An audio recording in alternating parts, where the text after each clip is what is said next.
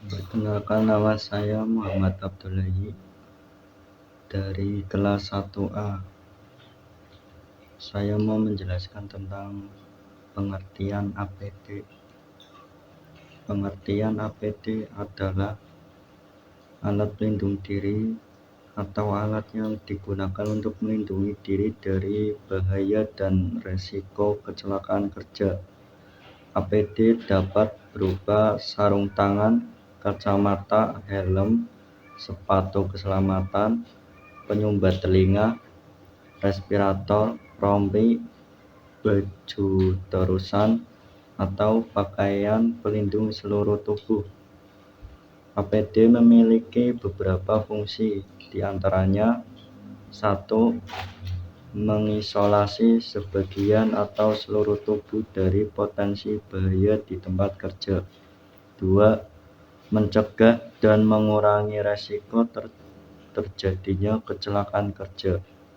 3. Mencegah paparan penyakit.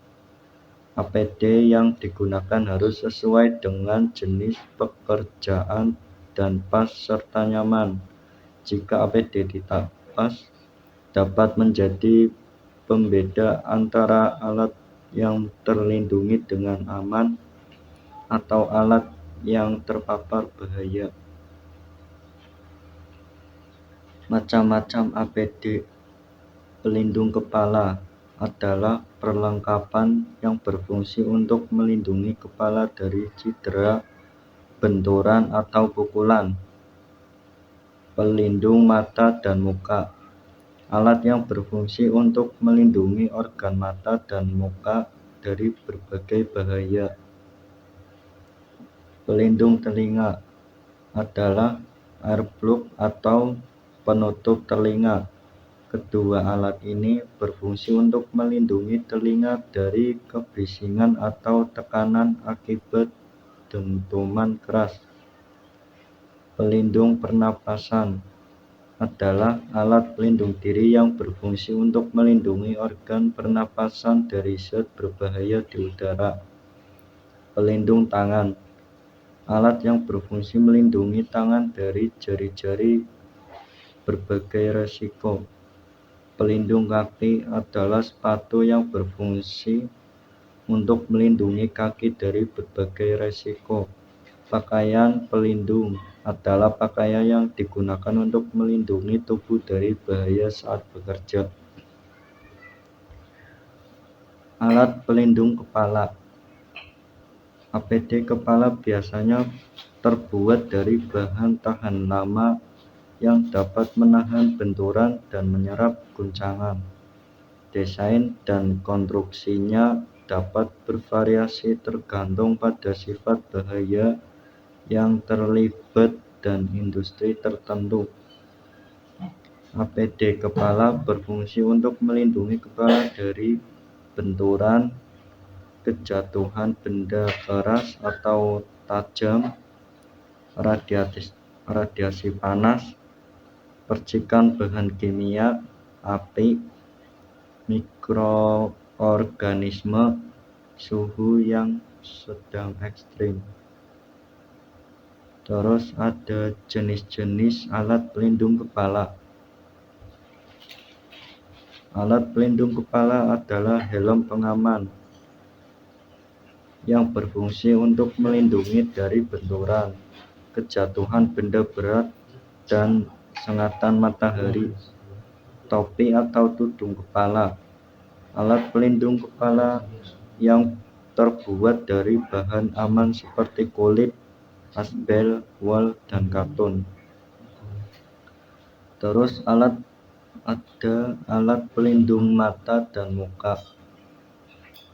APD untuk mata dan muka adalah alat yang berfungsi untuk melindungi organ mata dan muka dari berbagai bahaya seperti yang pertama ada paparan bahan kimia yang berbahaya, gas dan partikel di udara atau air, percikan benda kecil, uap panas, radiasi,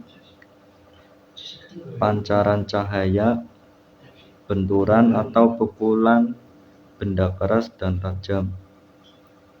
Terus ada alat pelindung pernapasan.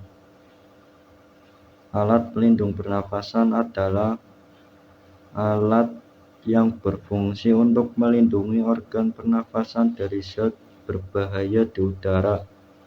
Zat berbahaya tersebut bisa berupa mikroorganisme, debu, kabut, uap, asap, dan gas kimia tertentu. Beberapa jenis alat pelindung pernapasan diantaranya masker, respirator, tabung, atau cartridge khusus untuk menyalurkan oksigen. Terus tangki, selam, dan regulator untuk pekerja yang bekerja dalam air.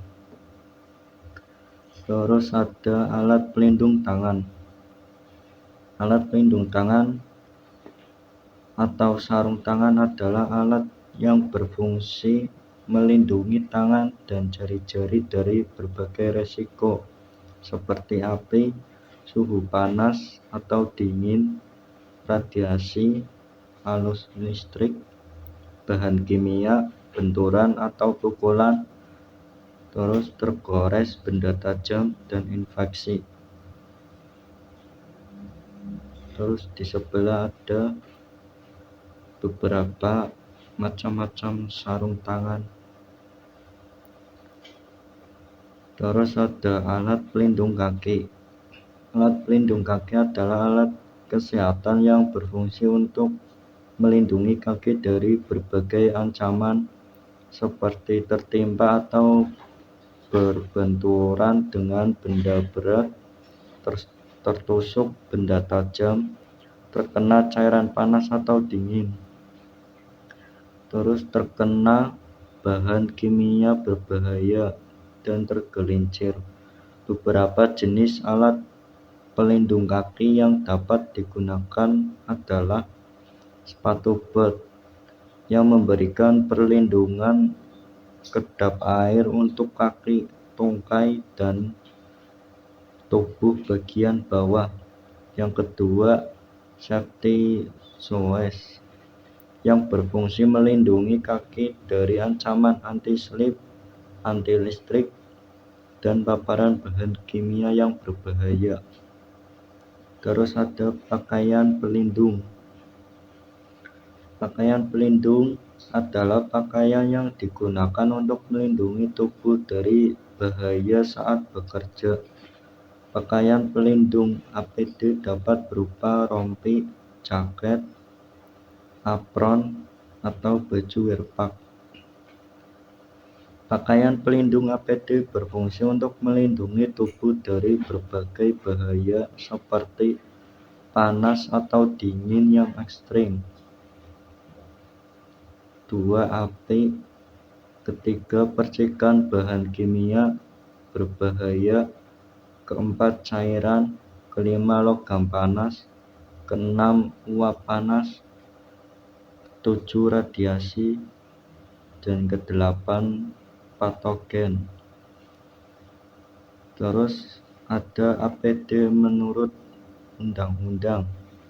Menurut undang-undang, APD adalah kelengkapan yang wajib digunakan oleh pekerja untuk menjaga keselamatan diri dan orang lain di tempat kerja. Yang pertama, Peraturan Menteri Tenaga Kerja dan Transmigrasi Nomor 8 Tahun 2010 mengatur segala hal mengenai APD, termasuk definisi APD berbagai alat yang melindungi tubuh dari bahaya di tempat kerja. Yang kedua, Undang-Undang Nomor 1 Tahun 1970 menyatakan bahwa pengusaha wajib menyediakan APD secara cuma-cuma untuk tenaga kerja yang berada di bawah pimpinannya. Yang ketiga, Standar Nasional Indonesia. APD harus sesuai dengan SNI sebagai salah satu syarat yang harus dipenuhi. APD harus dipertimbangkan jika suatu kegiatan dapat mencakup paparan terhadap bahaya yang dinilai signifikan. Penilaian resiko tertulis harus mengidentifikasi bahaya, resiko, dan pengendalian yang diperlukan. Terus ada resiko tidak memakai APD yang sesuai.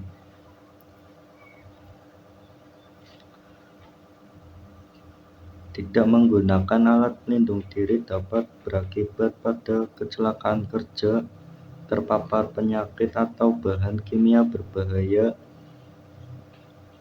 Terus ada cedera atau penyakit akibat pekerjaan yang dapat menimbulkan gangguan kesehatan serius, kecacatan, bahkan kematian.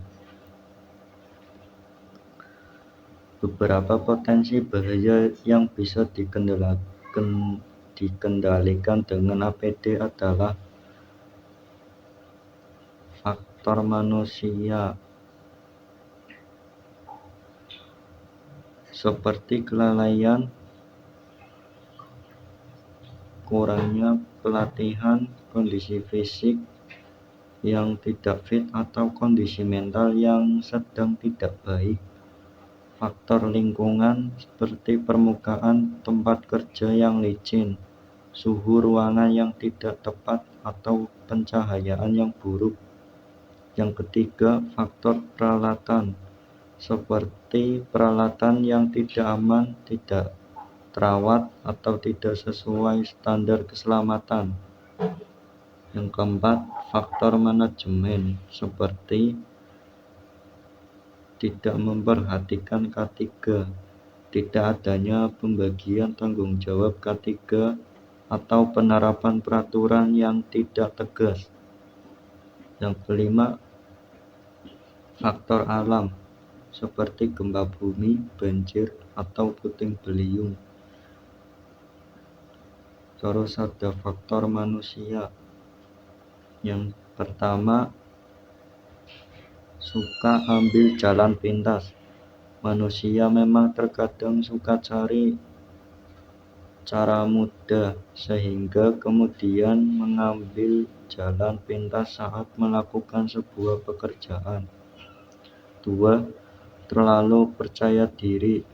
Terkadang ada pekerja yang sikap semacam ini tidak baik, karena bisa membuat pekerja suka menggampangkannya. Yang ketiga, tidak rapinya tempat kerja. Dengan tempat kerja yang rapi, teratur, proses bekerja pun akan terasa lebih nyaman. Keempat, memulai pekerjaan tanpa tahu betul semua informasi yang dibutuhkan. Sebelum melakukan pekerjaan, pastikan pekerja harus tahu semua informasi yang diperlukan. Kelima, sengaja mengabaikan prosedur keselamatan kerja. Ini mungkin penyebab kecelakaan kerja terburuk dilihat dari sisi karyawan sendiri. Yang keenam, mengalami gangguan mental. Faktor manusia lainnya yang bisa mengakibatkan kecelakaan kerja adalah ketika manusia mengalami masalah mental. Yang ketujuh, kurang persiapan. Tanpa persiapan yang baik, sama halnya seseorang sedang merencanakan kegagalan. Terus ada faktor lingkungan. Faktor lainnya yang menjadi penyebab kecelakaan kerja berkaitan dengan kondisi fisik, kimia, biologis, atau psikologis yang ada di sekitar tempat kerja. Kondisi lingkungan yang tidak mendukung dapat menyebabkan kecelakaan kerja. Misalnya, suhu yang terlalu panas atau dingin, kebisingan yang berlebihan, pencahayaan yang kurang, polusi udara, atau kelembapan yang tinggi. Selain itu, faktor lingkungan juga dapat mempengaruhi kesehatan mental pekerja, seperti stres, tekanan, konflik, atau kebosanan. Hal ini dapat mengurangi kinerja, motivasi, dan kewaspadaan pekerja. Terus ada faktor peralatan. Faktor yang ketiga berkaitan dengan kualitas kelayaan dan pemeliharaan peralatan yang digunakan dalam lingkungan kerja. Peralatan yang rusak, tidak berfungsi dengan baik, tidak sesuai dengan standar, atau tidak dirawat secara berlaku dapat menjadi penyebab kecelakaan kerja. Misalnya, mesin yang meledak, kabel yang terkelupas, tangga yang patah, atau alat pelindung diri yang tidak pas. Oleh karena itu, penting untuk selalu memeriksa kondisi peralatan sebelum digunakan dan melakukan perbaikan atau penggantian jika diperlukan. Terus ada faktor manajemen. Beberapa faktor manajemen yang dapat menyebabkan kecelakaan kerja. Pertama, manajemen tidak memberikan prioritas pada kebijakan keselamatan dan kesehatan kerja. 2. Manajemen tidak memperhatikan K3. Ketiga, manajemen tidak memiliki pembagian tanggung jawab K3. Keempat, manajemen tidak menerapkan peraturan K3 yang tegas. Kelima, manajemen tidak memiliki standar K3 yang jelas. Keenam, manajemen tidak memiliki prosedur pencatatan dan pelaporan kecelakaan kerja. Yang terakhir, faktor alam. Faktor alam adalah salah satu faktor yang dapat menyebabkan kecelakaan kerja. Faktor alam ini berasal dari lingkungan sekitar tempat kerja, seperti gempa bumi, banjir, dan puting beliung.